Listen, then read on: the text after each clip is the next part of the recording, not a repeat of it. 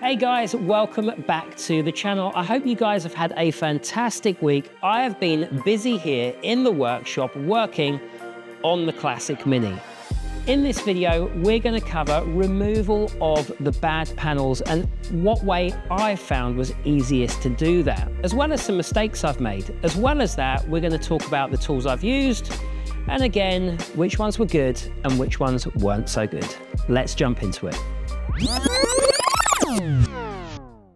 In the last video, we looked at removing the rear subframe off of my Classic Mini, which surprisingly went very, very well.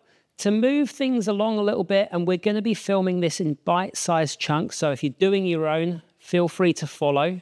We're going to be diagnosing the rust issues on the back of the car. We'll be looking at the subframe. We'll also be looking at the rear body of the vehicle.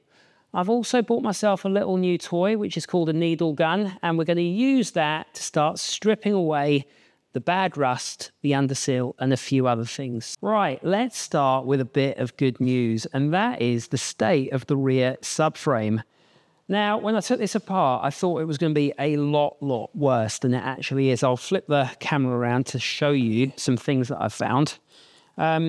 Firstly, what is super interesting is this has got the remnants of stickers on it. This one says Rover something or other, so I'm going to guess aftermarket car. Overall, and this is going to be something we can test with the needle gun as well, the subframe is solid almost everywhere. The worst parts are on these back rear corners, but again, super solid metal. And coming to the other side, and these are parts that are bad on the actual car itself. God, I mean, I've seen in a few other people's YouTube videos, but this is crazy how much dirt and dust and rust that's picked up. But again, the frame itself is really good nick in those corners. So hopefully when we get this stripped apart, it should not need any welding. Now, the other thing I need to consider when I'm taking this apart is what new parts I'm going to need for the rear subframe. And it's super important for me to plan this project so I don't do what I've done in the past, and that is order a load of stuff that I just don't need. I do, however, know that I'm going to need new bushes, and I'm going to go for a new bolt set on the back end as well. I'm going to stick with rubber because a few of you have dropped me some comments and let me know that even with just the standard rubber bushes, it can be an absolute nightmare refitting the rear subframe. And I think the polyurethane ones are going to be even harder. So we'll stick with stock. Have I made the right choice? Let me know. As always, I'm making sure I take plenty of photos of everything before I remove it, which should save me quite a big headache at the end of this job when I put things back together. So we've managed to remove the rear lights. I've taken off the rubber off the back of the boot as well, and it's just given me a better operating space essentially, and I've been able to have a better look at the boot floor, which unfortunately is absolutely horrendous. Take a look at this. So we touched on this before, but now we're able to have a proper look at just how bad it is here on the boot floor. We had a really bad patch job that you'll remember if you saw the last video, and we've pulled that off, and the back corner, horrendous. This is all going to need replacing. Underneath that, I believe from what I've seen looking at schematics that there is a joining section that goes between the valance and the boot floor, so we're going to have to look at reordering or ordering new ones of those.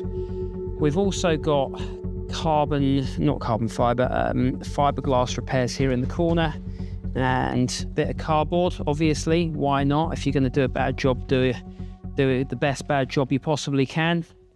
All in all, it's kind of where we thought it would be, and the likelihood is we're going to have to replace the whole of the boot floor.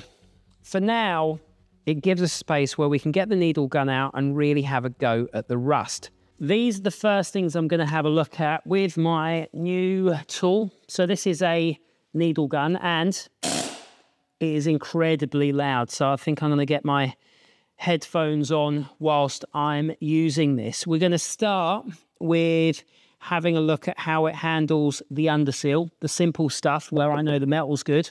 After we've done that, I'm going to then move on to some of these parts in the corner of the arch and also the corner of the heel board, which is a really important structural area for your rear subframe. And I've got a feeling we're going to need to replace the heel board and add that to the list of things that we need to buy. The needle gun easily handled the underseal, but then we got on to the rear corners of the heel board. And I'll be the first to admit, when I started taking away the rust, it was extremely daunting. It wasn't just the removal of the rust itself, it was the fact that I couldn't really comprehend how these panels went together. There was no edge to follow, and I couldn't figure out how I was going to start putting the new panels on.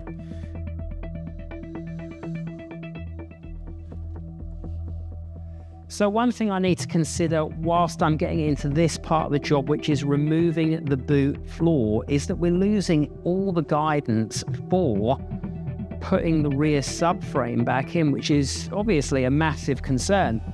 My plan is to start by separating the rear valance from the rest of the frame, and hopefully I can find some spot welds in here, which will mean I can take that off, and that'll be the first part to getting this removed and out.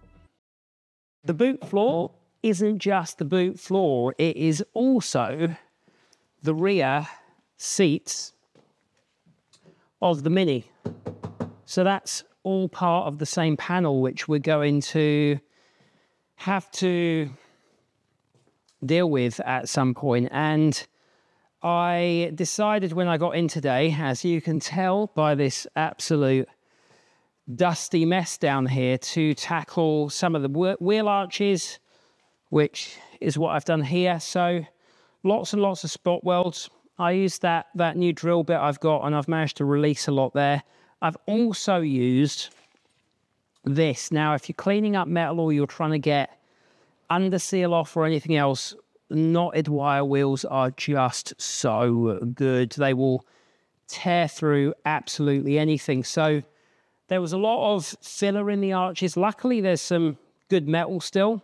What I think I'm going to do tonight when I go home is take some measurements off either side and see if I can just get the corners for the heel board rather than putting in a whole new heel board. So that might be a cheaper way to do it, and also quite a lot less labor intensive. So yeah, that'll be on the research list tonight and probably the shopping list tomorrow. As I don't have a jig for the Mini, I've had to come up with creative ways to get access to parts of this car which are hard to reach. And one of them that I realised was worth doing was cutting out the section of the boot floor. This means I can jump in here and kind of really tackle those fiddly, nasty little corners that are hard to reach.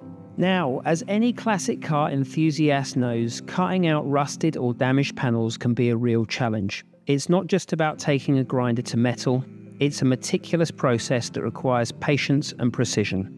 Depending on the extent of the damage, you might spend several hours just preparing the area before you can even think about welding in new metal. Once the panels were cut out, I spent some time cleaning up the remaining metal. This step is crucial for creating a solid foundation for the new panels. By removing rust and old adhesive, we ensure a better fit and stronger welds when the fresh panels arrive. It's all about setting ourselves up for success in the next stages of the restoration. Now, if you're enjoying watching me make a lot of bad financial decisions, I would love it if you subscribe. If not, that's okay too. Let's jump back into this teardown. So in here we can see this is patched, and it's been patched and it's done the job for now. But if we look a bit more closely at the rest of the heel board down here, it's all in really good condition. I've spent some time taking things away, and I started drilling out a few of the spot welds here. And as I've come along, I've realized what I might be able to do is grind off these edges and just replace the corner. Now, although that wasn't my original idea and I thought I would be replacing the whole heel board, this kind of gives me a few other things that I'm going to be able to learn. So if we order just the corners and I can cut these away nice and neatly, it's going to give me a lot more points of reference to then refit the new panels. And I can do them one at a time, which is a lot less daunting than taking out the entire heel board as well as the boot floor. Suddenly we're losing a lot of structural stability on the back end when we do that. Don't worry, we'll be tackling more of these bad sections and cutting them out soon. For now, we're leaving them in place to make accurate templates. This helps us plan where each new piece will go. We're also considering how to attach the inner sill to the heel board and rebuilding the rear floor corners that have rotted away. It's essential to think about how each weld and panel will meet, from the Mini's floor and boot to the heel board and subframe attachment points. Every connection must align perfectly. It's a complex puzzle, but one that promises a rewarding result. What a week it has been. I'll be honest, when I started taking out the panels of this car, I really thought that it was going to be a straightforward job, that drilling out the spot welds and removing panels, they would just come out in one piece. But the reality is, you have to kind of cut as you go along, and you really have to spend your time considering how much strength you're taking out the car as well. I thought I would be removing the heel board, the whole of the boot floor as well, but I've chosen to leave a bit of that in to keep that structure whilst we continue to fix some of the other parts. I'm sorry if I don't make much sense at the moment. It has been an absolutely mental week, and the amount of hours that are involved in this section of the build are far more than I ever thought they would be. But we've done it. We've got everything out. I'm going to spend a bit of time neatening things up. If you've noticed anything that I should have done differently in this video at all, even the video itself, feel free to tear it apart and let me know how I can get better. For now, I'm going to get going. Hit subscribe, like, comment, do all that stuff, and I'll catch you next time. Bye, guys.